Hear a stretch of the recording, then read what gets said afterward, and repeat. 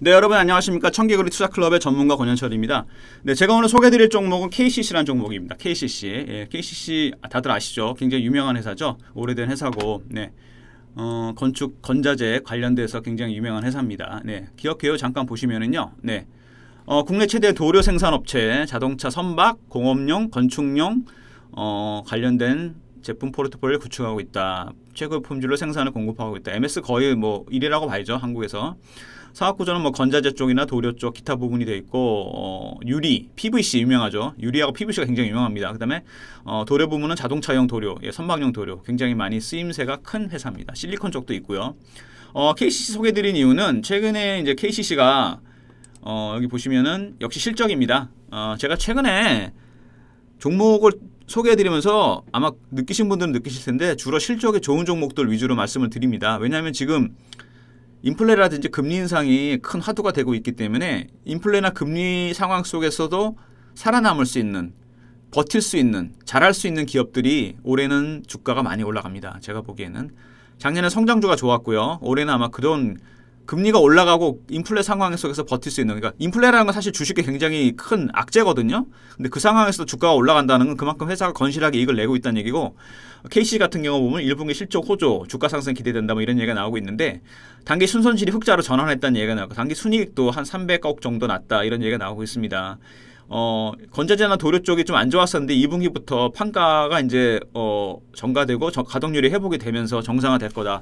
그러니까 전체적인 사업부 비즈니스 파트 전부 다가 이제 이익이 개선될 거라는 얘기가 나오고 있고요. 그렇기 때문에 주가가 굉장히 강세를 보일 거라는 얘기가 나오고 있고, 두 번째로 보시면은 이제 그 비슷한 맥락의 얘기인데요. 예.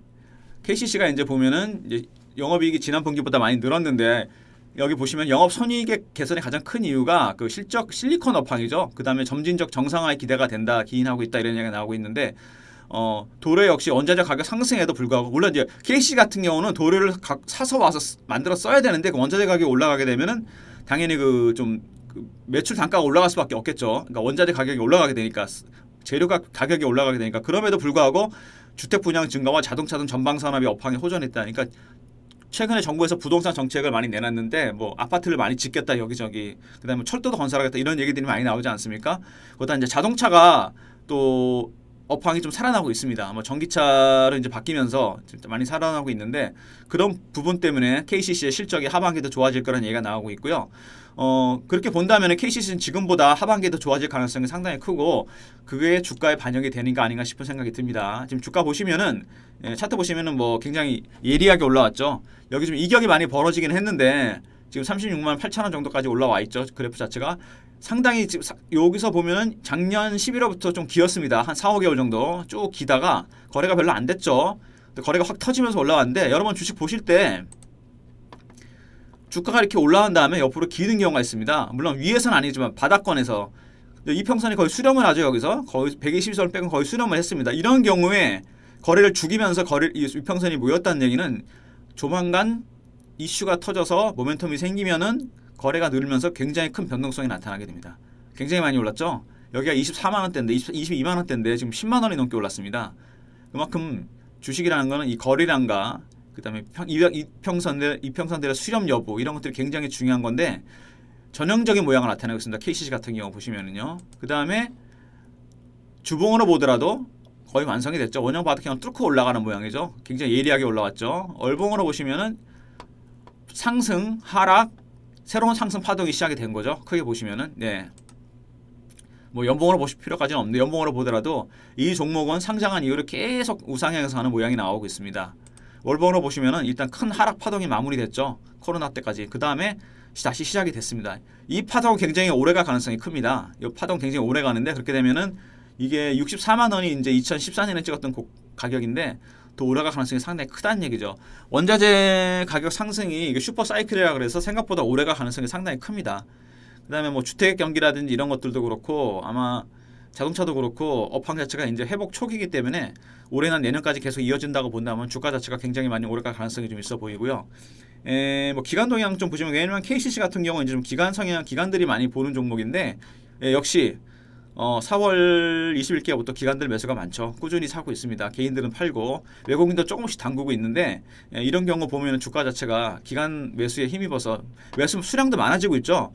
4만 조, 3만 조, 2만 조 사다가 지금 최근에 10만 조가 넘게 매집을 하고 있는데 얘네들이 뭐 이 주식을 사서 1, 2만 원 먹으려고 들어간 건 아닐 거고 이때부터 들어간 것 같거든요. 4월 20일께 하면 이때부터 슈팅이 나왔을 때 이제 기관들이 매수가 들어오면서 올라오기 시작했는데 이전에 매물들은 다 소화가 되는 것 같고요. 2019년 그때 매물들이 이렇게 길게 보시면은 2016년, 17년 때 매물이 소화가 되고 있습니다. 거래량이 엄청나게 터지고 있죠. 그러니까 여러분 이렇게 보실 때 주가를 항상 좀 크게 보세요. 단기적으로 너무 보시지 말고 크게 보시면은 주봉, 월봉 보시면은 월봉 같은 경우 보시면은 굉장히 의미 있는 거래가 터지고 있지 않습니까? 그러면 무슨 얘기냐? 이 거래가 터지면서 올라온다는 얘기는 여기서 이 물량을 걷어간 세력들이 이때 거의 5, 6년 전 쌓였던 매물을 다 소화하고 있다는 얘기입니다. 너희가 갖고 있는 거 내가 받아줄 테니까 내놔라 이거죠.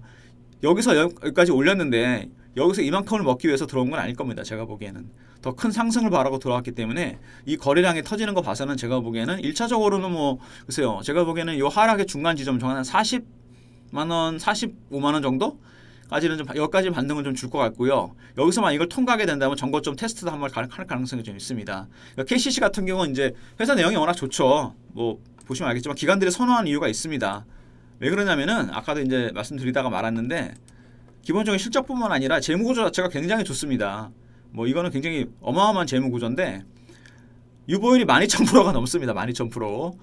업황이 작년에 좀 안 좋긴 했죠. 중간중간 마이너스 나고 그랬는데 올해 들어 좀 좋아지고 있고요. 전체적으로 실적이 그나마 선방을 한 거죠. 근데 중요한 건 뭐냐? 그런데도 불구하고 PBR이 0.3밖에 안 됩니다. 이건 무슨 얘기냐면은 이 회사를 지금 당장 청산을 한다고 했을 때, 예?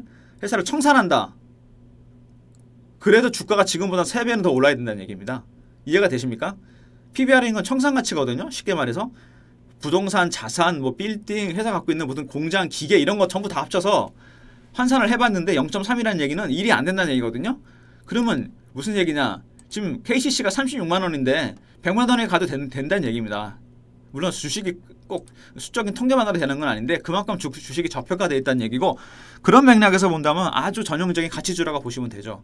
기업 내용, 재무구조 굉장히 우량하고 그럼에도 불구하고 실적도 좋은데 주식이 싼 것들 이런 것들을 올해 기관들이나 외국인들이 선호하고 있습니다. 그러니까 작년에는 뭐 2차전지, 배터리, 바이오 뭐 이런 그 4차 산업혁명 관련된 성장주들이 굉장히 좋았다면은 뭐 그런 것들이 나쁘다는 것은 아닙니다. 근데 기대감 때문에 많이 올랐죠. 언택트 문화가 이제 확산되면서. 근데 올해는 그런 것들이 가격 부담이 되면서 이런 가치주들 전통적인 산업을 하고 있지만은 주가가 싸고 일단 싸죠. PBR 0.3입니다. 실적도 꾸준하고 재무구조 굉장히 우량하고 그다음에 마켓시어도 좀 있는 이런 종목들을 기관들이 굉장히 선호하는 것 같습니다. 거기에 KCC는 원자재 가격 상승에도 불구하고 굉장히 좋은 실적을 냈거든요. 그만큼 회사가 굉장히 잘 만들어져 있다는 얘기입니다. 그 생산 구조 자체가. 그렇기 때문에 굉장히 좋은 회사고 하반기로 갈수록 건자재 쪽이나 자동차 쪽 이쪽에서 많은 수요가 일어날 가능성이 좀 있기 때문에 매출이 늘어날 것이다. 이렇기 때문에 하반기에도 좋아질 것이다. 이런 것들이 주가에 반영이 되고 있고요. 뭐 지금 당장 들어가시긴 좀 부담스러운 가격입니다. 좀 슈팅이 나왔는데 21선이 어디에 위치하고 있냐면 30만 원대 있고요. 60일하고 20일이 이격이 많이 벌어져 있죠. 요 이격을 좁히는 조정이 좀 나와야 될 것 같은데 그렇다면 제가 보기에는 한 30만 원 정도까지 좀 조정을 받아준다면은 그때는 부담 없이 사셔도 되는 게 아닌가 싶은 생각이 듭니다. 지금 조금 오버슈팅한 감이 좀 있고요. 이평선대로 따라가고 있긴 한데 이런 이평선은 가격 조정이 일어날 수밖에 없습니다. 여기서 보시면 이게 좁히는 조정이 나오죠. 이렇게 이게 너무 벌어지게 되면 나중에 급락할 가능성이 있기 때문에 이거로 좁히는 조정이나 기간 조정이 들어갈 가능성이 있기 때문에 이 종목 같은 경우는 단기적인 것보다는 조금 중기적으로 보시고 3개월 정도 조금 가격이 눌림목이 되면서 횡보를 할 때 30만 원 정도 가격대 밴드에서는 한번 매수해 보셔도 되지 않을까 싶고 비중은 30%까지 한번 담으셔도 괜찮지 않나 싶습니다. 워낙 좋은 종목이기 때문에 조금 길게 보시고 대응하시는 게 좋지 않나 그런 생각이 듭니다. 네, 오늘 KCC 소개해드렸습니다. 네, KCC 외에도 혹시라도 뭐 더 이런 우량한 종목에 대한 정보를 받고 싶으신 분들은 예, 저희 홈페이지에 들어가시면은 네, 저희 청개구리 투자클럽 네.